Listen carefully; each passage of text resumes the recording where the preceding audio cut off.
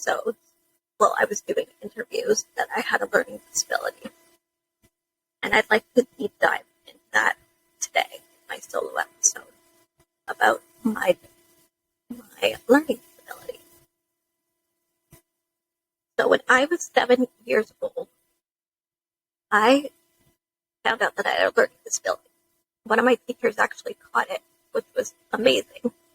And I was able to stay in a classroom, but I also had to go to special ed classrooms. And one of my best friends at the time was so amazing. She would help me through school and our work just as a little helper. And she was just my dearest friend. And without her and my teacher, I would not be able to get through school. And I wouldn't have been able to learn so well. But as time went on, I really strived to get smarter, per se, at just everything that I was trying to do. I went into a protective mechanism that I have learned of overachieving everything. At the time, I didn't realize that. I thought I was just trying to aspire to be something better. But I actually went into an overachiever kind of state of mind.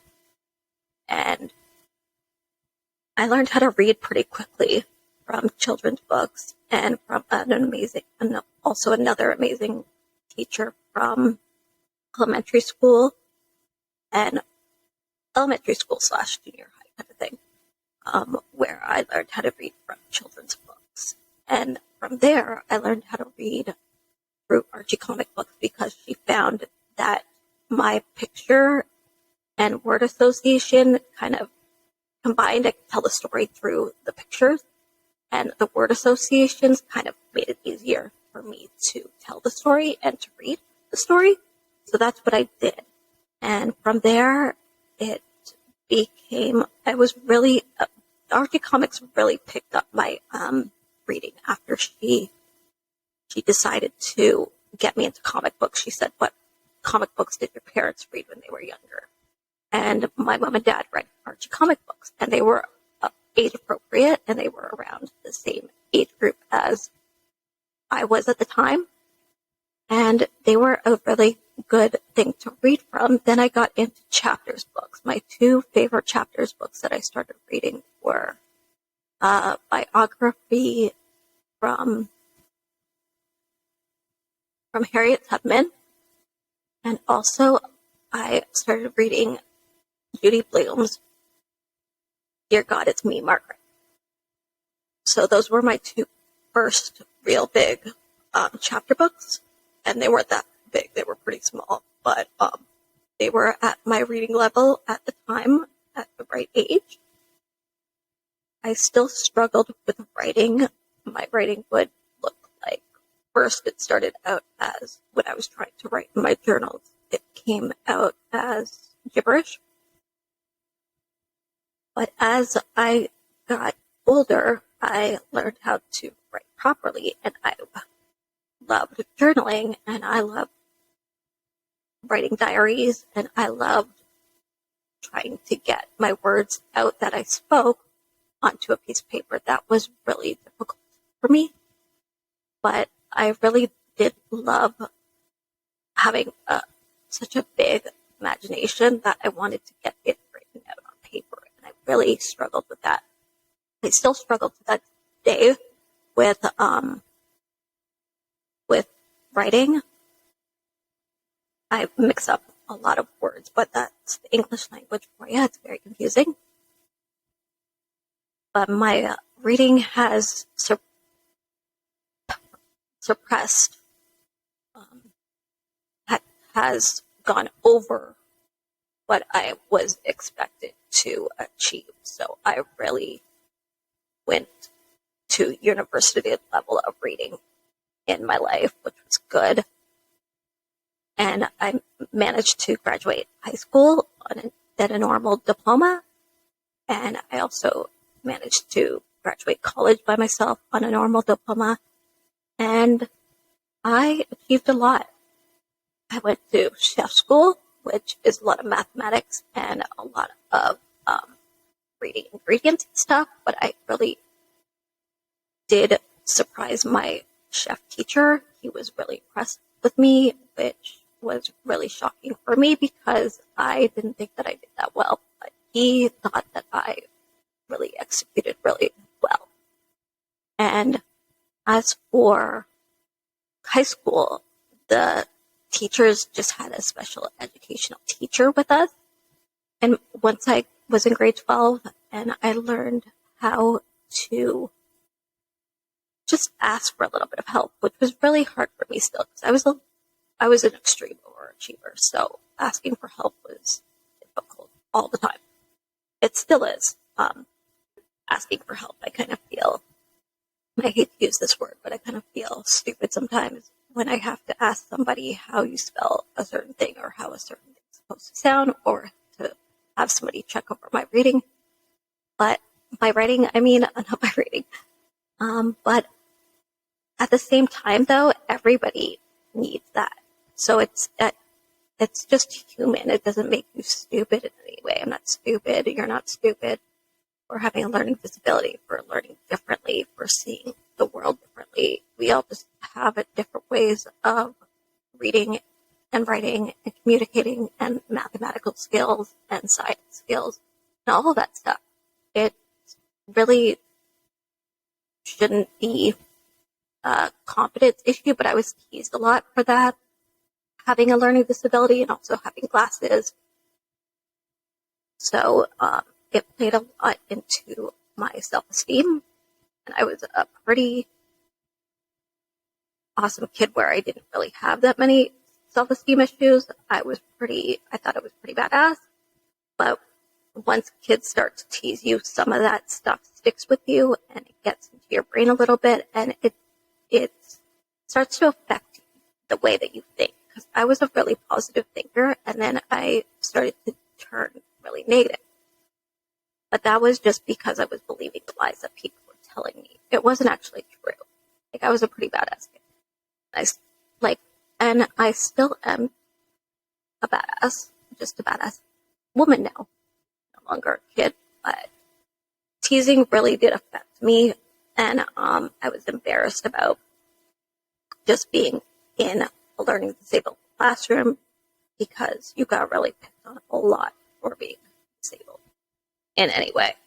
And I think that is ridiculous because we shouldn't be teased about things that make us different and make us unique. But kids can be really cruel sometimes, and that sticks with you. But I want you to know that as you get older and you realize that you are taking on these mechanisms, what am I trying to say?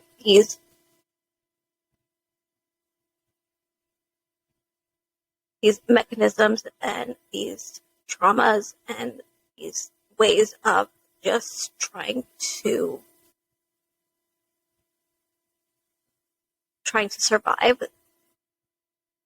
that you kind of go overboard sometimes. I know I did. I went to the extreme to the point where I was putting too much pressure on myself, which is never good. My parents never expected me to do. My parents never expected me. Never had too many. They had expectations, but they knew that my level was different than my brother's, so they just expected what was expected. They never pushed us too hard. They pushed us to a level that was safe enough where we felt comfortable, which was good at the time because then it gave me the confidence to really push myself even further because I felt like I needed to accomplish so much more, because if my parents believe in me at a level that is like, okay, just bring in the marks that we know that you can bring in, that we know that you can achieve, then I went, okay, I want to do even better. I want to show them that I can do even better because they expect what is expected of me, which is amazing. They believe in me. So I want to believe in myself. So then I started pushing myself a little bit further and farther, which is not a bad thing at all. But sometimes it is a trauma mechanism that keeps you safe, which was for me because I was bullied so badly that I felt like I needed to be smarter and smarter and smarter. That was the trauma for me. But I realize now that I can achieve anything that I want to, and I just have to put my mind to it. It's not about expectations of anybody else. It's not about making anybody else proud but myself. So if you are struggling with a learning disability, if you're a kid with a learning disability or an adult with a learning disability, I just want you to know that you are not stupid or not, I hate using this word too, but you are not retarded. You learn differently. That's all it is. And you can achieve amazing things with your unique way of learning. And you have an oyster of opportunities in front of you and so many doors that you're going to open just by being yourself. So never, ever let yourself think that you can't do the impossible. You can do the impossible on your comfort level and your understanding and your unique way of learning. So just keep at it and just try to believe in yourself. Just try to speak affirmations and kindness into your mindset and to your body, and just tell yourself that you are worthy of all the things that you are worthy of, because we all deserve to feel that we can achieve anything and that we can do the impossible and that we are enough, because we all are enough. So this was my solo episode of On Air with Danielle Gray. I am Danielle Gray. And if you're watching this on YouTube, please smash the like button and subscribe to my channel and ring the bell for notifications. And if you are listening to this on a podcast, please follow my podcast, please subscribe to my podcast, and rate my podcast, and also review my podcast, because the reviews and the subscribing and the rating will help me get further to more people and to help other people and to maybe help, not only help them, but just to create a community. That's what I'm saying. And I really appreciate anybody who rates my podcast 5 stars. And this has been an episode of On Air with Danielle Gray. Until next Thursday, I appreciate all the following, all the love, and I will see you again. Signing off, On Air with Danielle Gray. Bye for now.